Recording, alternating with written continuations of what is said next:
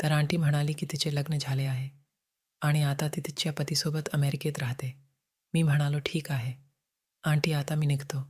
मला जेवण पण बनवायचे आहे." आंटी म्हणाली, "ठीक आहे." त्यानंतर मी माझ्या खोलीत आलो. मी सकाळी माझ्या कामावर जायचो आणि संध्याकाळी 5 वाजता परत यायचो. एके दिवशी मी संध्याकाळी माझ्या कामावरून परत आलो. तेव्हा मला आंटीच्या खोलीतून काही आवाज ऐकू आले.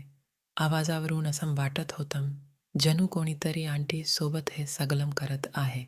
आधी मला वाटले आंटी काही काम करत असतील. त्यानंतर मी माझ्या खोलीत गेलो. काही वेळाने मी बाहेर आलो तेव्हा मला दिसले की अजून आवाज येत होता. त्यानंतर मी गुपचूप आंटीच्या खोलीत डोकावले आणि मला धक्काच बसलो कारण त्यावेळी आंटी खोलीत होती आणि तिने तिची साडी वर केली. त्यानंतर आंटी जवळ काकडी होती. ती काकडी सोबत खेळत होती. मी तिला पाहून एकदम दंग झालो. तिच्या रूममधून जोरजोराने आवाज येत होते. असं पाहताच मला माझ्या डोळ्यावर विश्वास बसत नव्हता. मी काय करू मी काय? नाही असं होऊन बसलं होतं. असाच काही वेळ चालत होता. मला हे सर्व नवीन होतं. त्यामुळे मी शांतपणे ते बघत बसलो होतो. मी तिला चोरून खिडकीतून बघत होतो. मग 1 तासानंतर आंटीचे आवाज कमी झाले. मग तिने ती काकडी एका साईडला ठेवली आणि ती तसेच सोप्यावर झोपली.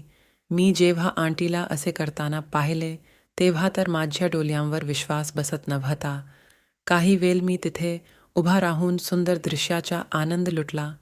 तेवढ्यात आंटी बाहेर येऊ लागली. तिला बाहेर येताना पाहून मी लगेच तिथून पळ काढला. मला वाटू लागले की आंटी या वयातही खूप मेहनती आहे.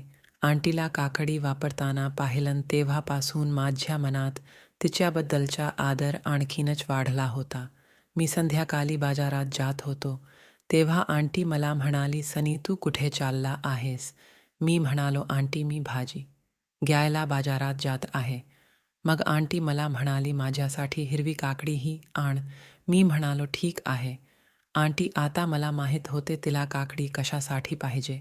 त्यानंतर मी बाजारात गेलो. मी बाजारातून परत आल्यावर आंटीच्या खोलीत तिला हिरव्या काकड्या द्यायला गेलो. आंटी बसून चहा पीत होत्या. ती म्हणाली, "बस तू पण चहा घे." त्यानंतर आंटी मला चहा घेऊन आली. मी चहा पीत होतो. तेवढ्यात माझ्या वडिलांचा मला फोन आला. मी फोन उचलला आणि माझे वडील म्हणाले, "बेटा, तुझ्या बहिणीच्या लग्नाचा दिवस जवळ आला आहे आणि अजून पैशाची काही व्यवस्था झाली नाही. मला खूप काळजी वाटत आहे." मी म्हणालो, "पप्पा, तुम्ही काळजी करू नका. काहीतरी मार्ग नक्कीच सापडेल." त्यानंतर मी फोन ठेवला. मग आंटी मला म्हणाली, "काय झालं सनी? आत्तापर्यंत तू ठीक होतास, पण फोनवर बोलून तू अचानक उदास का झालास?" मी म्हणालो, "आंटी, गावातून पप्पाचा फोन होता. माझ्या बहिणीचे लग्न पुढच्या महिन्यात आहे आणि आम्ही पैशाची व्यवस्था करू शकलो नाही. याची काळजी सर्वांनाच लागली आहे." आंटी म्हणाली, "तुझे वडील काही काम करत नाहीत का?" मी म्हणालो, "पप्पाचे दोन्ही पाय अपघातात गेले. आता ते दोन्ही पायांनी अपंग आहेत. येथे काम केल्यानंतर मी घरी पैसे पाठवतो जेणेकरून त्यांचा खर्च भागेल.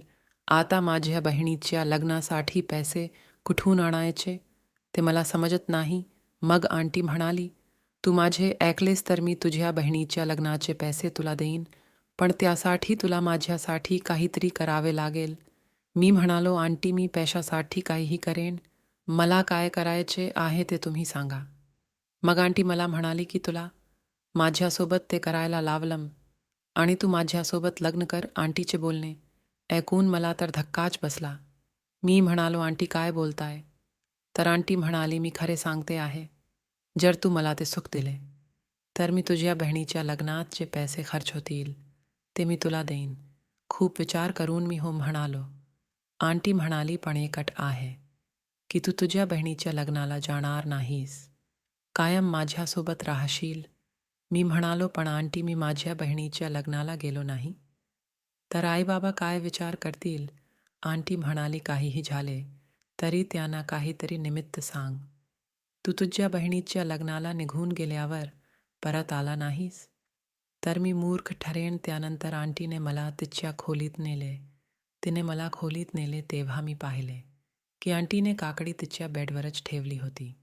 मी आंटीला मुद्दाम विचारले की, "आंटी, ही काकडी इथे कशासाठी ठेवली आहे?"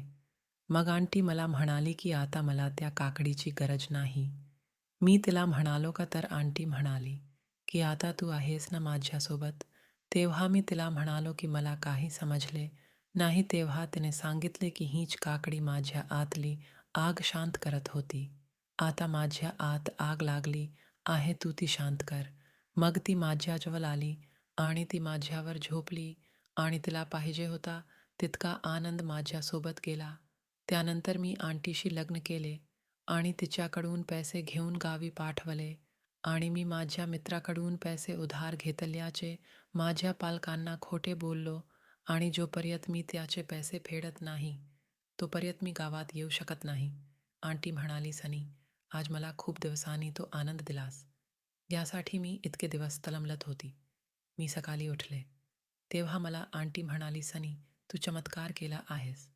मी कधीच इतका आनंद घेतला नाही. मला खूप आनंद झाला की तू माझ्या विनंतीला मत दिली. माझा एकटेपणा काढून घेतला. पैशाच्या बाबतीत आंटीने मला अशा जाळ्यात अडकवले होते ज्यातून बाहेर पडणे माझ्यासाठी खूप कठीण होते. तर मित्रांनो, तुम्हाला ही गोष्ट कशी वाटली कमेंट करून नक्की सांगा. आणि गोष्ट आवडली असेल तर चॅनलला सबस्क्राईब